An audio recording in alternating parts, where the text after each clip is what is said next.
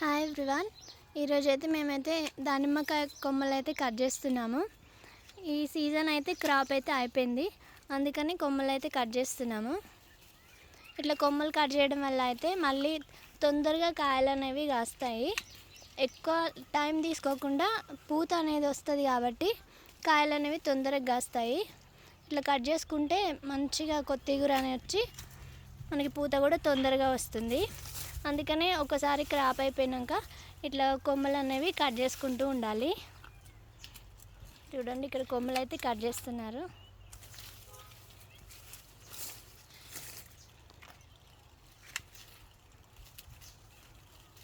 ఇప్పుడు మళ్ళీ 1 month 2 monthsలో మనకి పూత అనేది వస్తుంది అన్నమాట.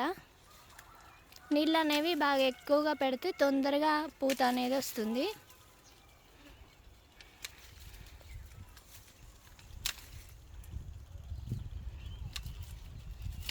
ఈ వీడియో మీకు నచ్చితే లైక్ చేయండి, షేర్ చేయండి, అలాగే మా ఛానల్ని సబ్స్క్రైబ్ చేసుకోండి.